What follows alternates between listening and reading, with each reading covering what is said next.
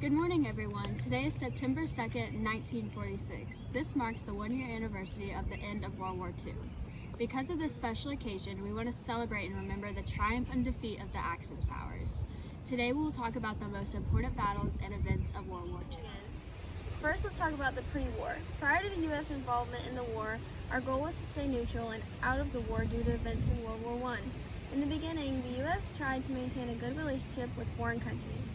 In 1933, former President Franklin D. Roosevelt adopted the Good Neighbor policy.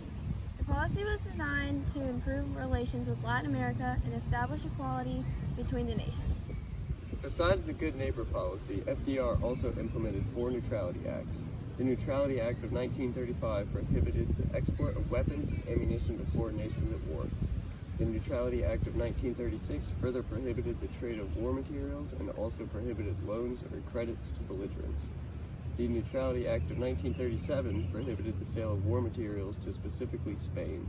However, they did allow some of the countries to purchase weapons for cash. Finally, the Neutrality Act of 1939 lifted the arms embargo and put all trade with nations at war under the terms of cash and carry. Some of the neutrality acts, especially the last one, were much more loose and ultimately made the United States more involved.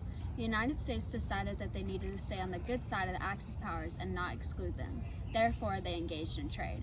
This can be seen as appeasement because the U.S. took part in trade with belligerent nations in order to avoid conflict. During America's attempt to stay neutral, other nations around the globe were making allies. The Rome-Berlin Axis, that would be later called the Axis powers, was created in 1936. It included Italy as well as Germany, and it would eventually gain Japan. Their leaders were Benito Mussolini, Adolf Hitler, and Hirohito.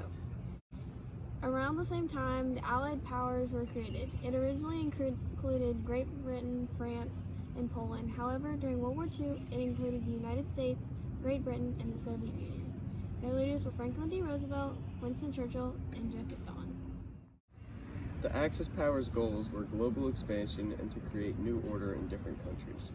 The Allied powers issued a statement in 1941 called the Atlantic Charter and established their goals for World War II.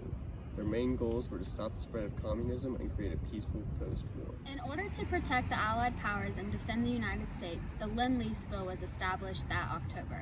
This bill would lend or lease material from the U.S. to its alliances in order to support the other countries, while still attempting to maintain neutrality. However, the U.S. would not remain neutral for long. Are you tired of your food going bad after a couple days of cooking it? Well, let me introduce you to Tupperware. The latest innovation in food sealing technology. With a sealable lid and a washable container, it's proven to keep your food fresh up to 5 days. Get one at your local food market today, where prices are low and quality is high. In December of 1941, tragedy would strike at one of the most important U.S. naval bases at the time. Around 8 o'clock on December 7th, Japanese launched a military strike at the Pearl Harbor base in order to prevent the base's fleet from interfering with its plans in Southeast Asia. As a result of the surprise attack, U.S. naval ships were destroyed and many lives were lost. This then prompted the U.S.'s entrance into World War II with the declaration of war on Japan.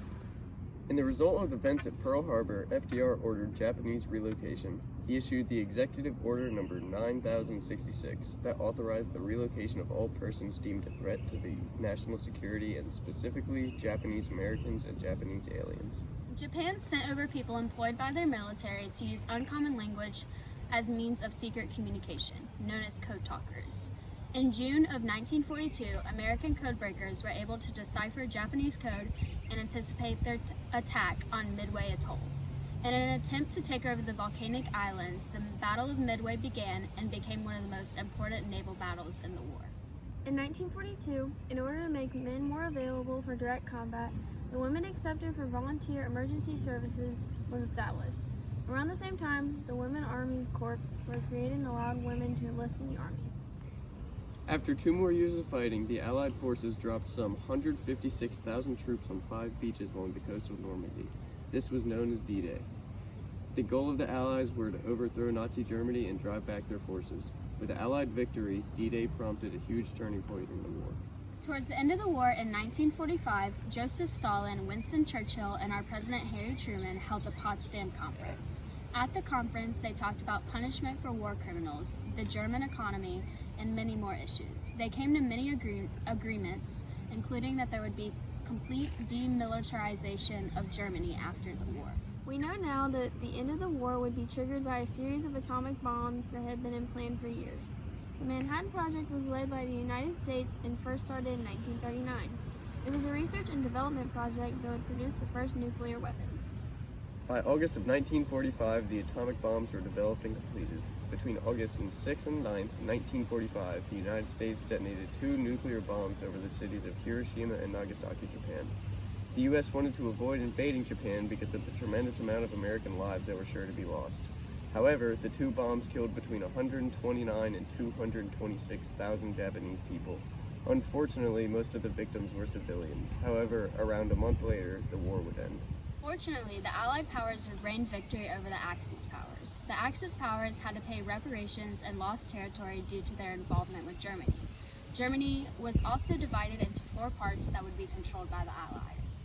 Well, that brings us up to date. It's now a year later, and though we've come a long way, there's still room for improvement. Anyways, thanks for tuning in. We'll see you next time.